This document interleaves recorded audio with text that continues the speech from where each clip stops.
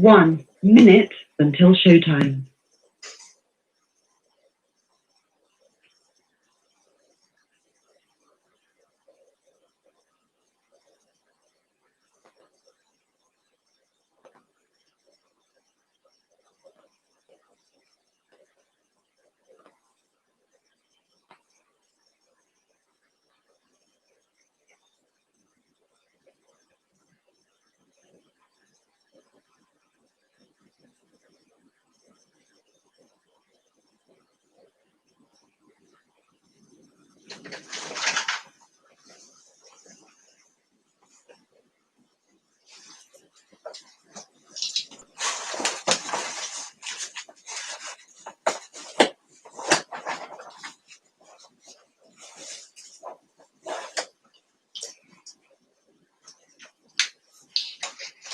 Your show will go live in 5 seconds. 4, 3, 2, 1.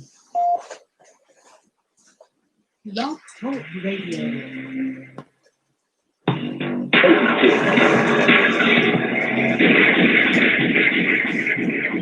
Denied entry to USA show. We're going to tolerate and do towards this plan to become the game situation. So we know that up against the military, we have become a militarized zone.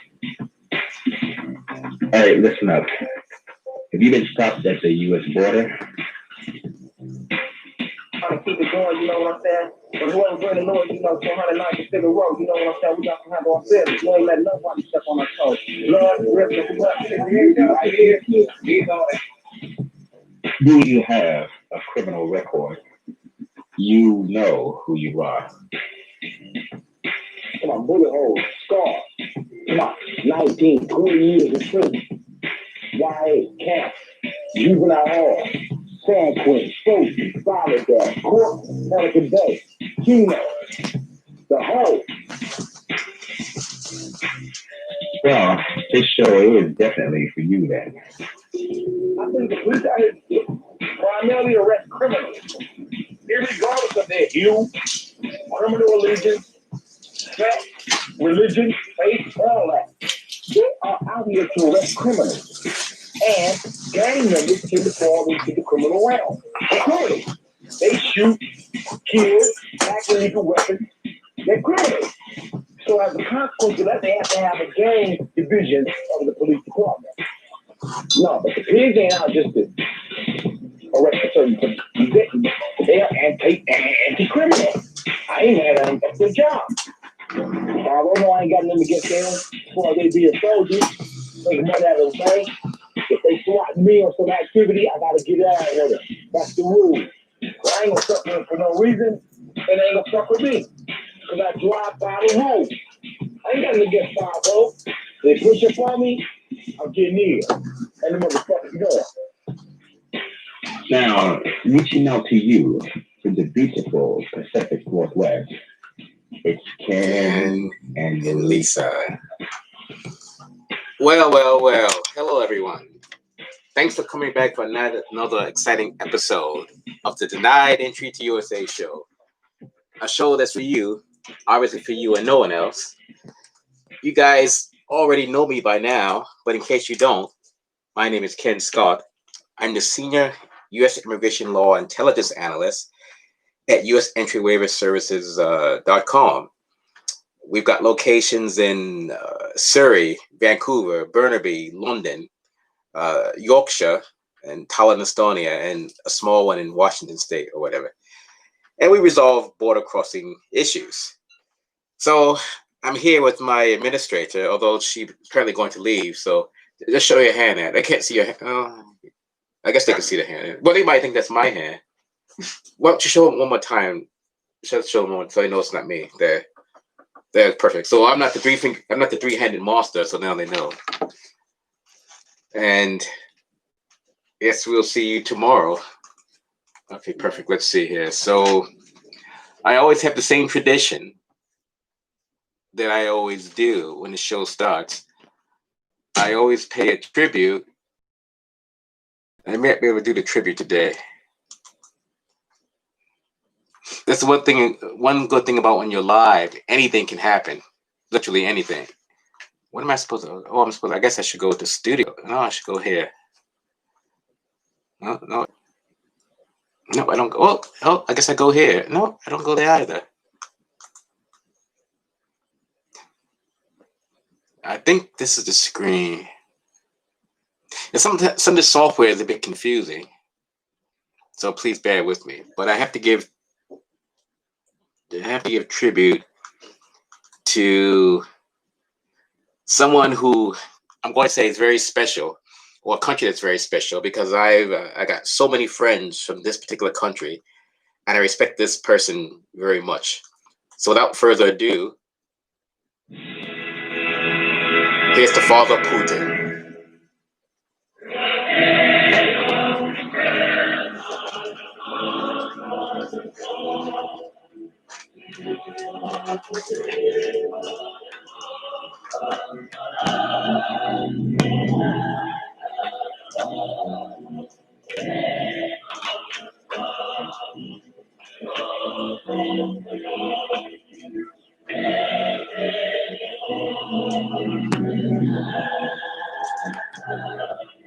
Okay, that's enough for Father Putin.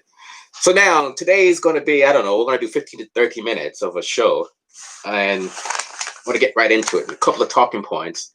But one thing I'm going to do for you guys, because you guys always see me in a suit, you've never seen me dress casual like this. So since today is Remembrance Day, I'm just relaxing. I'm going to roll with the boys in a bit here. They say they want to handle some business, so I'm going along for a ride. But what I'm going to do, since today's a holiday, I'm going to have a little bit of Pinot Grigio. Because there's one nice gentleman in this online group I'm involved with. He's always telling me I drink wine. So now he can actually see me drink wine. And if he wants to see the bottle, he can have it. Obviously, he cannot afford it, but he can see it. So the first thing we want to talk about, let's see here. It says about a Canadian that has a charge, but no conviction. I kind of went over this before. Essentially, under the US Immigration Code, it goes like this. If you have a relevant criminal conviction in the, let's say, RCMP database, that relevant conviction will make you inadmissible to enter the United States. Obviously, inadmissible means you cannot enter, for layman's terms.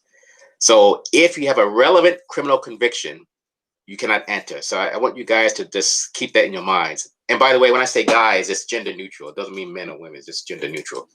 So let's just say Mr. Jones has a conviction for PPT. And for people who are not aware, PPT means possession for the purposes of trafficking. So if he has a PPT conviction, obviously he's not allowed to enter the USA. So if he has PPT, I should hold the mic actually. If he has PPT, let's say for moving bricks, he needs a US Entry Waiver, 100%. Well, for the most part. So what's going to happen is for that US Entry Waiver, he has to show rehabilitation. If it does not show rehabilitation, he will not get approved. Rehab, we could talk about briefly today, but it's also a different topic down the road. So what I want to talk about are people who were charged with a criminal offense, but were not convicted. Specifically, the last show, I talked about my friend, Mr. Sukhwinder Singh and his brother Jazz. The boys don't mind the fact that I use their names. I said, okay, you fellas don't mind. I don't mind. So anyway, long story short, a friend of mine brought this up today. He did not understand what I meant about if you only have a criminal charge. Let's see here for a sec. So it says right here, under the Immigration Nationality Act, any alien convicted of, keep that in your mind, that's number one, convicted of, or who admits having committed, keep that as number two, or who admits committing acts which constitute the essential elements of a crime involving moral turpitude, yada, yada, is inadmissible. So this is for my friend earlier who was unsure what that meant. So it's simple. Sukhwinder and Jazz, they were charged with trafficking 3 times to be exact. However, because the fellas are innocent, they didn't do it. They were never convicted. So these fellas, every time they go to the U.S. border, the board is always constantly trying to ask them, say, hey, Sequinder, what happened with the charge? Tell me, tell us what happened. But in his case, well, he and his brother, but in their case, it's because of the fact that they cannot recall specific details of the crime due to disassociative amnesia, according to what the doctor said. They technically do not need a US entry waiver because, number one, they were not convicted, go figure.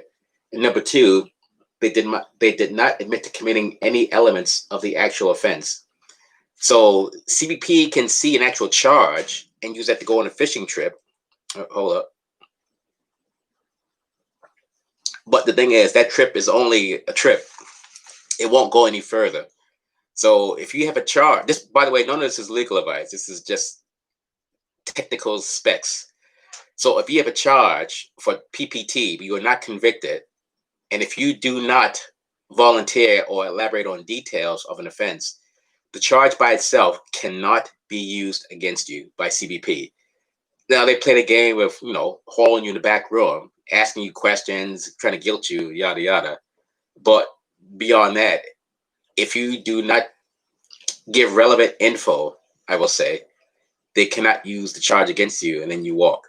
So it's just a matter if you guys want to pay thousands of dollars for a US waiver over a lifetime, or if you want to find different methods that can save you that money. And one of the things people know about me is the fact that I will try my best to save you $1, because I'm a brown guy. I like saving money. So if I can save some money, I'll make sure you guys can save some money.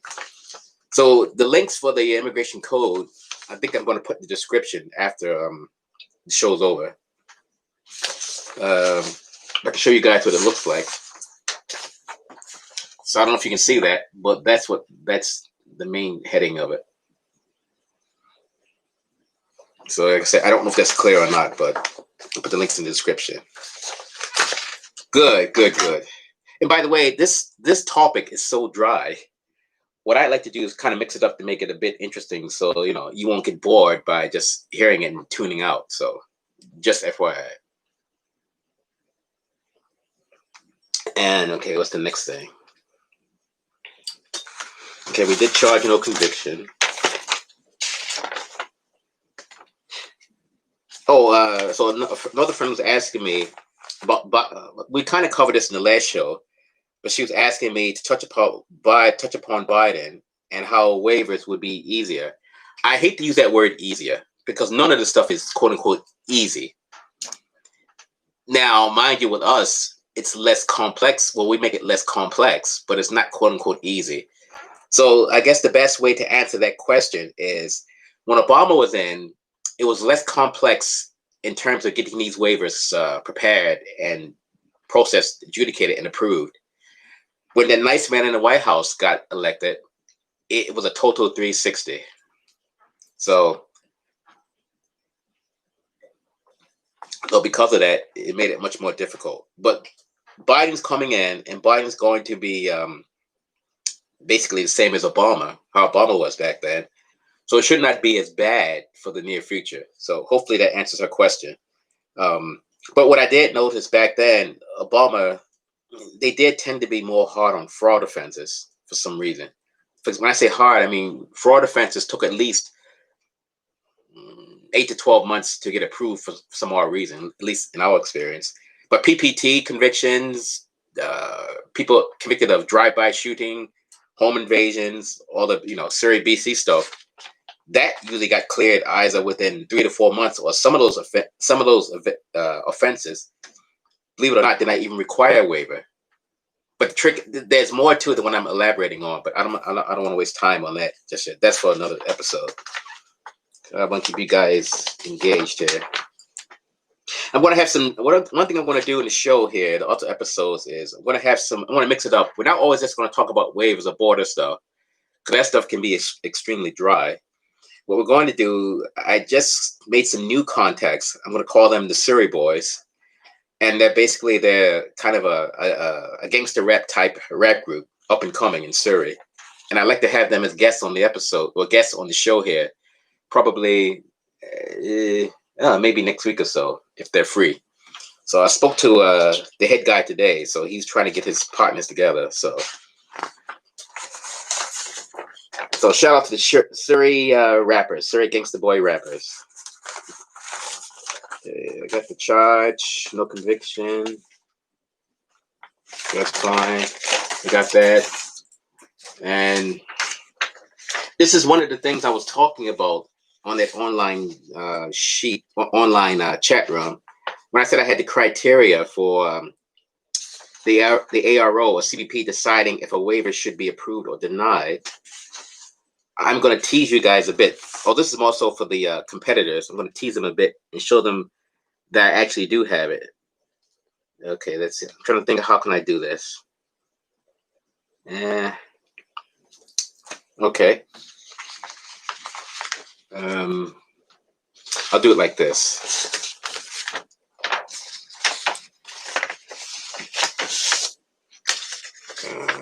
Okay, I can do this.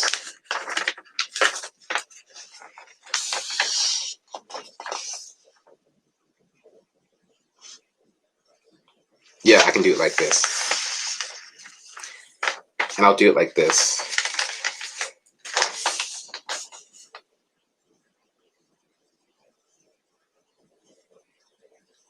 Okay, so if you guys can see that, look where my finger's at.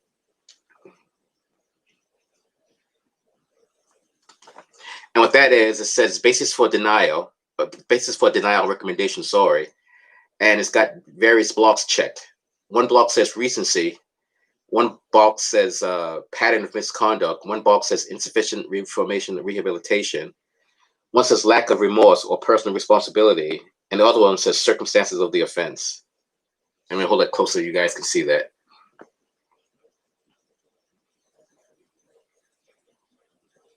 Well, so this is the basic criteria if whether they want to approve or deny a waiver. It's obviously much more than this, but I just want to give you guys a bit of a tease here. And let me just do this. You guys can see that basis for denial recommendation, and as a basis if you're going to get denied, reasons for denial, and the reasons are spelled out, and the supervisory assessment. So that's for the average Joe. They won't know what this is, but this is for the competitors who accuse me of not having what I say I have. So I just wanted to make it known to them that they are full of human feces, because I have what I have. And actually, here we go. Here's the other parts of it. Derogatory info in text. Texas Treasury Enforcement Custom System. Evidence of rehabilitation / reformation of character. There's a section for that. Reason for travel, the section. And the very bottom is conviction and charge. So if you could see like the main points on this sheet, then it would make much more sense. But I will not show these competitors a thing that they can try to monopolize and take away from us. One other thing I wanted to show you guys is for a lot of our border cases, there's certain things or supplements we use to help people get cleared, because we like to specialize in the complex cases. So, and he gave me the authority to use his name. So Mr. A.C. Khan, who did 5 to 10 years in USA he was convicted of money laundering. He was RICO'd. He was charged with trafficking. He was charged with a bunch of other stuff, but he only had a money laundering conviction. The only, I won't say bad part, the only thing about that is he's from Tehran. And under the current administration, they're going to be not favorable to someone from Tehran or Iran. So having said that, what we're going to do in his case is when the nice gentleman leaves the White House, we're going to push Khan's case forward. He'll get approved, but he also wants to start a business back in Los Angeles where he was convicted and did time. But I'm 90% sure we can get him cleared because he has massive rehabilitation. And I won't bore you guys with that. What I wanted to show you guys, though, quickly was some of the tools that we use to help people get cleared. again, this is a bit of a tease to competitors. The average Joe won't know what this stuff means. So, but before I get to that, I wanted to say that we have gotten inundated with work since Biden's been elected, but even during COVID, but mostly since Biden's been elected. And I hate to show you the rest of this workstation because it's simply atrocious. But just to give you an example, let's see.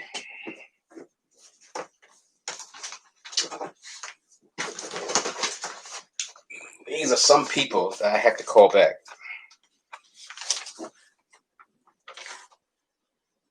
Okay.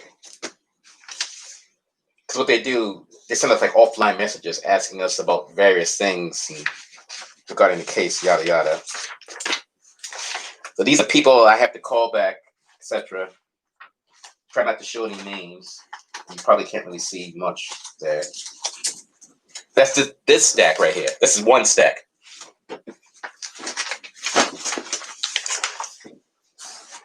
And the second stack. Oh, I hate pulling this stuff out. Fuck, I hate pulling this stuff out. This is the second stack of stuff.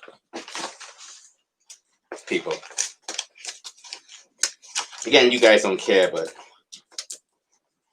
just more people have to ring back. So we've got inundated with so much work that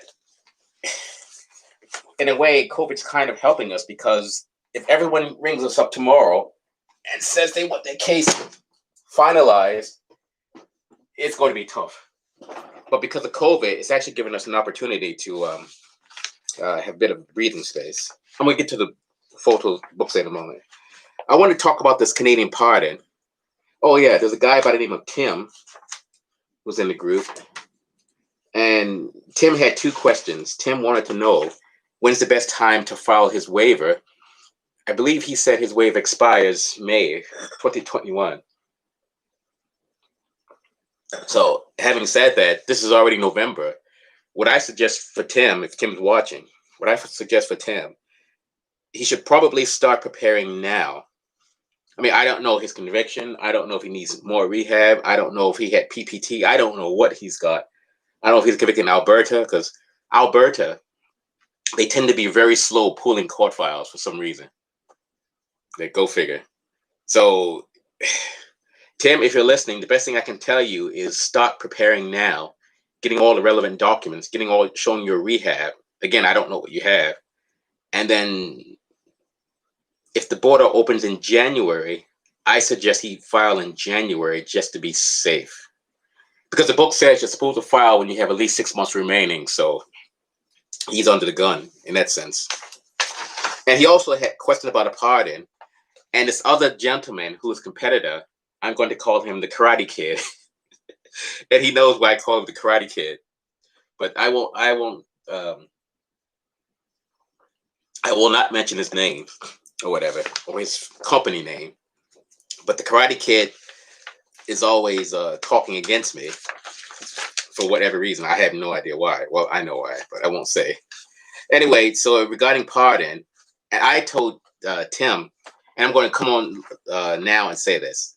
A Canadian pardon, for the most part, in our opinion,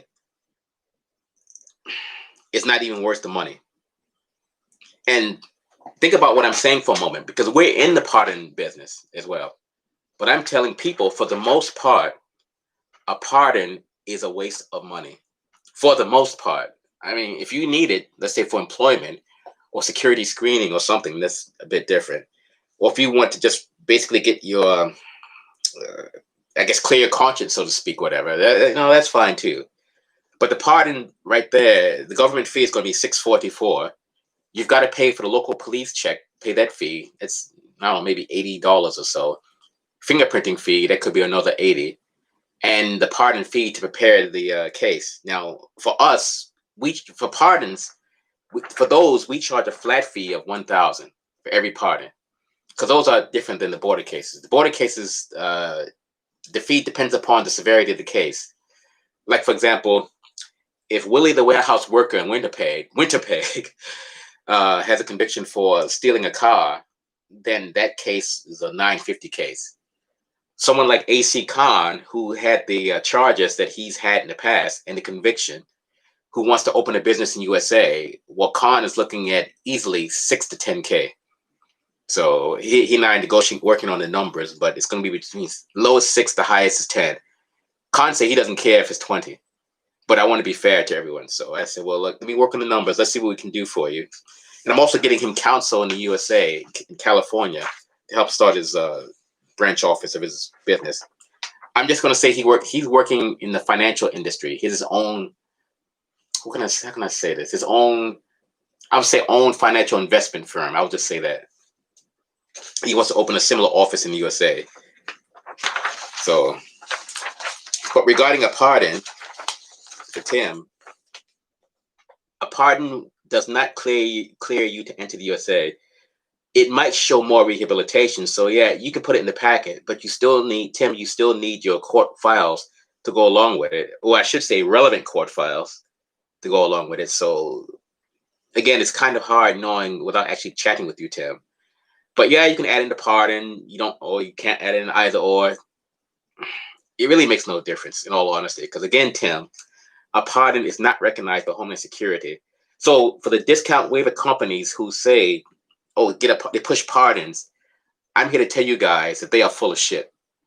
Because a pardon doesn't mean a flying flamingo in terms of crossing the border. It's only good for Canada for, like I said, employment purposes, security, or just, for peace of mind, whatever. But beyond that, it's worthless. But if you guys want to spend money on it, hey, I'm fine with it. But I tell people now, like I'm telling people live on air, all of Canada, pardons for the most part, unless it's one of the reasons I mentioned, are a waste of money.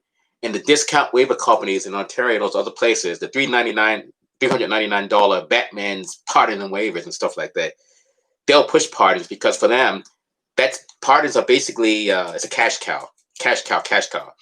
And they know full well that pardons are a lot harder to clear in Canada because they are really strict in terms of approving them.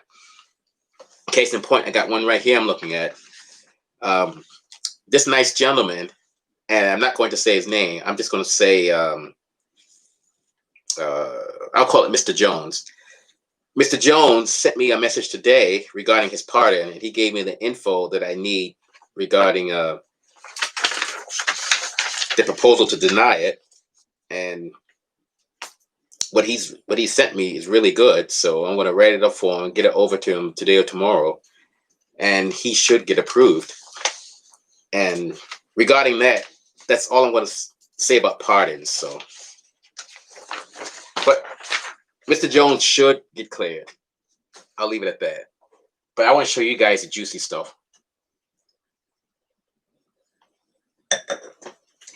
Okay, which one should I? Let me try with this one.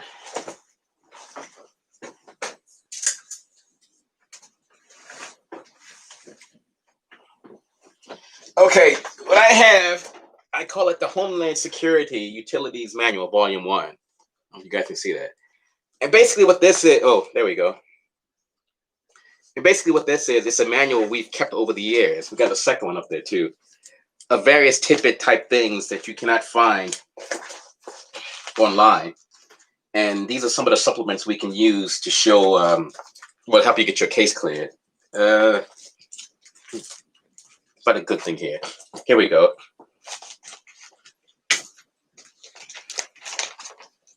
I'm going to cut it off right here. This is part of the table of contents. And it's, sample L1 visa application, NAFTA employment, B1 visa information, immigration classifications. I'll skip section 5 because competitors could use that. I'll skip section 6, they can use that. Section 7, consequences of a criminal conviction for inadmissibility. 90 seconds. No, you guys ignore that. And well, let's go into that. So let's dig through here and see what we can find. It's a little tricky for us because the fact that we got so many competitors who are always trying to find whatever they can from us to use it to monetize it. But the only thing I have for them is a knee to the nuts. That's all they get from me. Like, for example, 60 seconds. ignore that. So this is for intercompany transfer L1s, people who want L1 visas, the categories, etc., the criteria. And I have a sample in here. No, I can't use that one.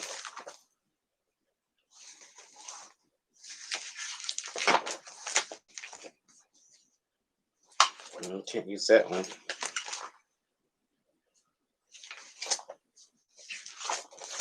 I want to show you guys a sample L1. It's right here in front of me, but it's got names on here.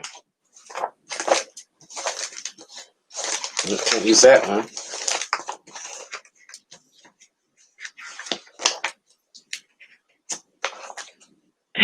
Seconds. I could. This is just part of the package. Just shows a write-up of like a job description. I can show you guys that. That's nothing. I don't know if you guys can see that from here. I can hold it like this to see the pages I'm flipping through. I can show you guys this one. It's a CBP eligibility list for NAFTA under the TN category. And basically, when we do TNs, we just go down this list and get these items. And then we have to tailor the items to the individual case. It's the same with waivers. Same exact thing with waivers. Now, mind you, NAFTA's gone. They got that USMCA agreement. So that we're still working on, trying to digest it. And these were the old NAFTA categories, which, by the way, under the USMCA, they're pretty much still the same.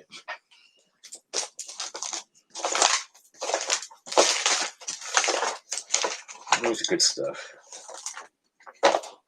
Well, here's something good. So people who are going down on the B1 category for business, this is the criteria that the border will use.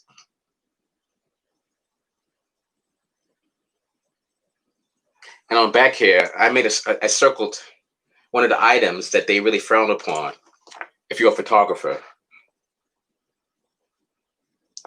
So if you're going down to B1 and you're Canadian, but you're a photographer, they will definitely pull you aside because they think you're going to work for free, work for change. Okay, that's that one.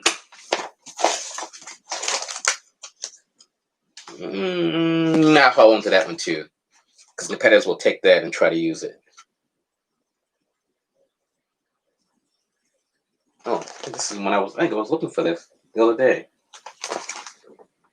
It's basically how the border calculates unlawful presence. Actually, I don't mind showing it. Even if the competitor sees this, I don't give a flying flamingo. It's a cable for unlawful presence from the U.S. State Department, and basically it goes in detail about what constitutes lawful presence and unlawful presence. Another refill here.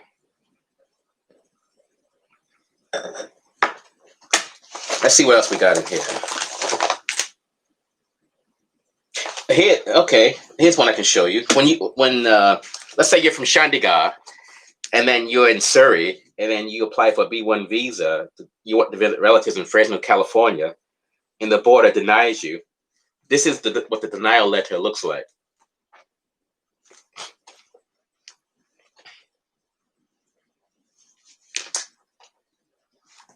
So when you get this letter back, basically, you don't have the proper ties and equities to visit. It's under Section 214B of the Nationality Act. And if you guys want to know about 214B, which basically is ties to your home country, we can do another show on that another day. But just let you guys know this is what the denial letter looks like for a B1, B2 visa. And by the way, a lot of this stuff people give us. So because we have a 98 to 99% success rate. But this stuff kept over the years. Let's see what else is juicy in here. This is okay, I guess. I don't care if a competitor sees this. It's just the immigration codes, like what B1 means: visitor for business, B2 visitor for pleasure and tourism, yada yada. You got C1s, you got D1s, recruitments, you got E2s, which Mr. Ben Archer does those for us. You guys heard Mr. Ben Archer on some of the other shows. What I'm finding, a lot of people here that's shy about being on air, so they'll do voiceovers or whatever, but they don't want to be on the camera. Me, I don't mind the camera. I don't give a flying flamingo, but they don't like it. And just more descriptions like F1's a student, E3 is an investor visa from Australia.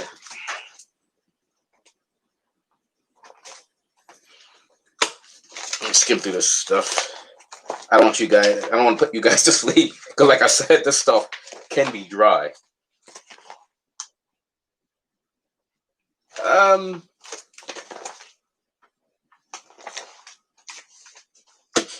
This is just a list of different offenses that we've highlighted to show the fact that different case law we can use to possibly get the person a lifetime clearance, depending upon how we prepare the case and how we elaborate on the specifics or the merits of the case, I should say. So it's many pages of it, if you guys care. But because we like to give people the lifetime clearance if they qualify. We make a lot more money with the September letters, which basically is a letter you get from Homeland Security that says that your criminal offense does not require a waiver. Now, the competitors are going to say to me, oh, yeah, Ken, it's DUI. No, I'm not talking about DUI. I'm talking about the other stuff that's higher on the food chain that we can get a lifetime clearance for. So I'm the first one to tell you guys, I am not talking about DUI. But I won't go into a list of what cases constitute the lifetime. Because again, these competitors, they circle like sharks, hoping to get a bite or something. I got something they can bite, but I won't say it on camera.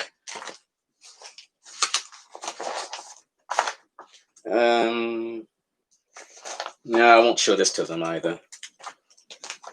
I want to show this, okay. Yeah, the rest of the stuff here is really juicy stuff that they won't see. And the thing is, we have it on paper, just so the fact that I'll ask you guys a question. When is the last time a binder like this got hacked? So if this binder is sitting on my work desk right now, sitting on my work desk, who on planet Earth can use that computer to hack this binder sitting on a desk like this?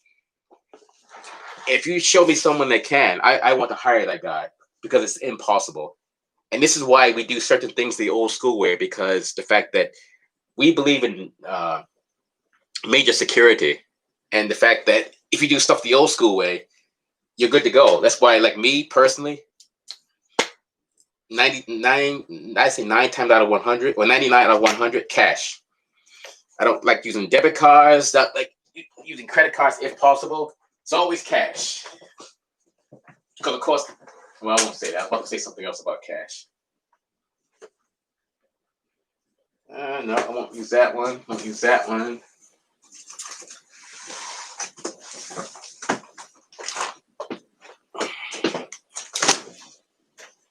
This is one book that might help you guys out. Criminology. It's all about criminal procedure, et cetera, et cetera. So we also use this too, putting together cases. We use here's another one, Fundamentals of Immigration Law. I don't mind that. Competitors can look at that, but a lot of them can't read anyway, so I'm not worried. But the really juicy, really good stuff is put away. That will not be on camera. This stuff is just alright. Oh, so volume 2.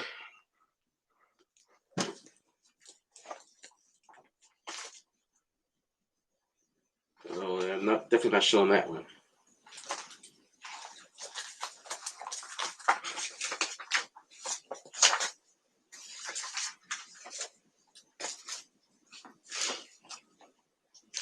Here's another one. If you can see it from there, talks about physical mental disorders, crimes that are not crimes of moral turpitude, marijuana smoking, interview investigation techniques. That's a really good one. And humanitarian compassionate reasons for entry.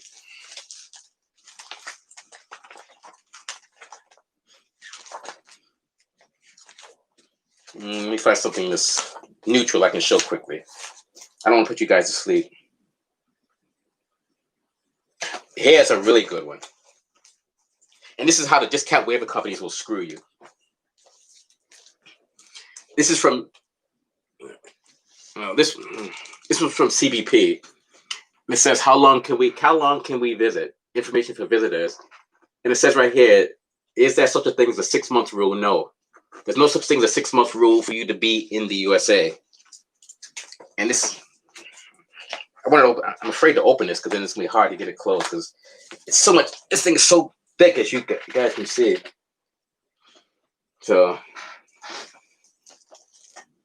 and this one,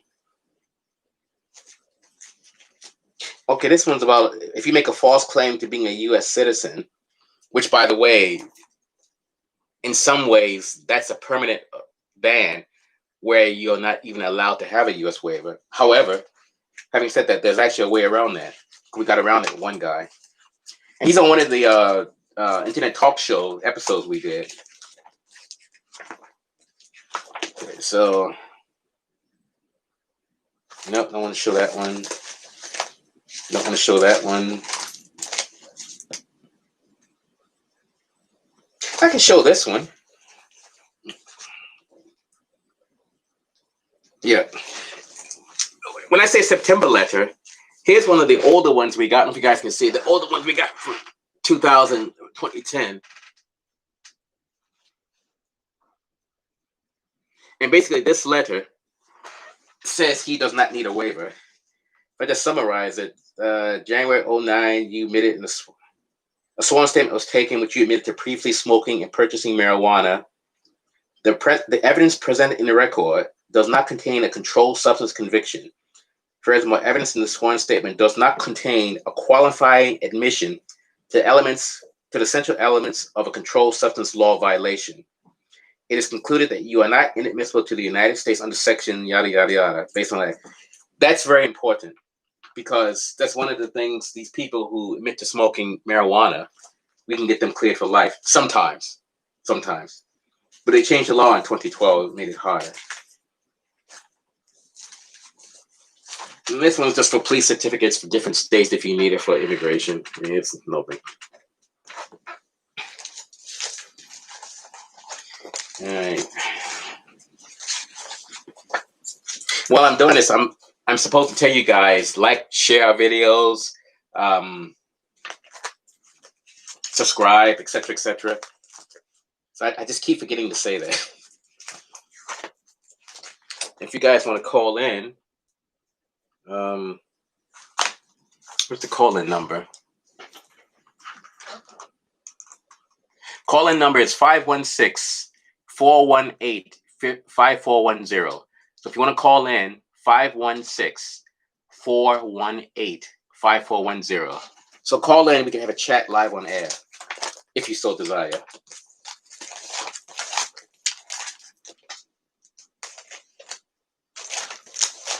The rest of this stuff you guys won't really be interested in. Because like I said, some of the stuff is really dry. Here's something regarding the J Treaty. That's if you're First Nations, how you don't require a waiver or even a green card to enter. So that's from the U.S. Consulate in Calgary, J Treaty. And the rest of this stuff, you know what?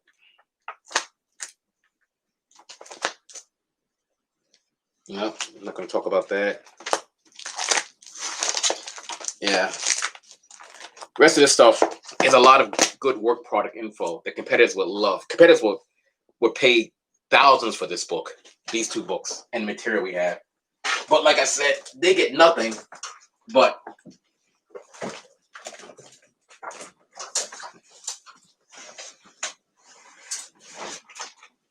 competitors get nothing but a big smile and a firm handshake. And that's all they get from us. So yeah, I think we covered all the points. Biden election. Yeah, that's fine.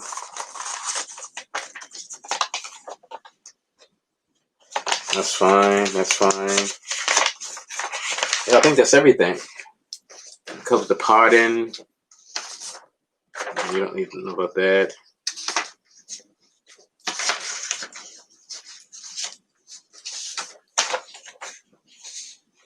This is again, we can put it in the links if you guys want. It's just the code showing the reasons for inadmissibility. So here's what it is. Well, on that note, this stuff can be long and dry, and I think we probably got to the point where we can shut down. So thanks for tuning in. And now I'm going to go and see, what's this here? I'm going to go see what's up with the boys downstairs. And you guys remember one thing. In the words of my Vulcan colleague, live long and prosper.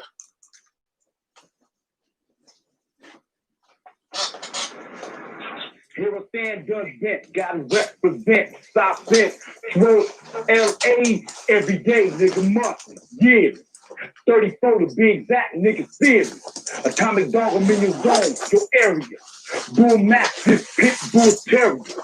I'm coming through like some gooped up in chambers. Third life, get it right, nigga, danger. 7 shots to my body, ain't no killing me. Lock and load, double back, I how you feeling. 30 Glock up on your block. Headshot, chest plate getting blown when the 9 knocks. And in the distance, ain't no resistance. Say your homeboy swear they gonna murder me. Said they heard of me, they think I'm on a murder spree. But when they roll up, Chase try to find me, that's when I'm dumping with the fat Mac 90.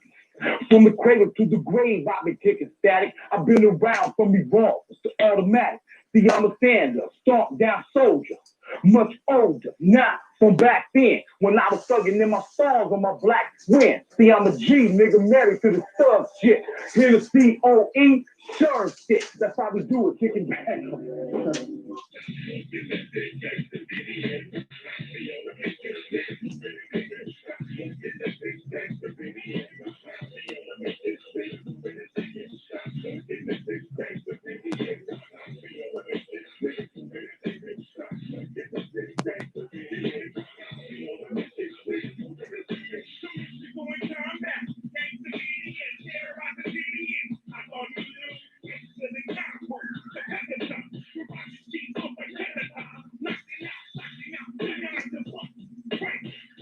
What up?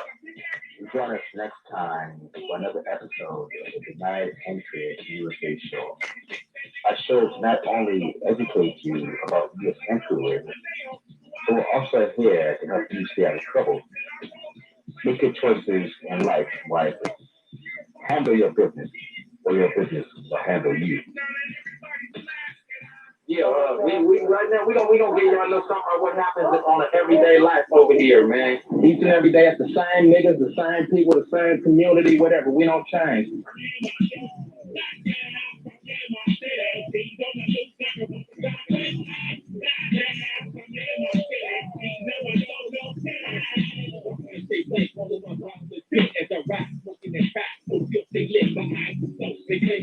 I keep replacing, but I know I'm getting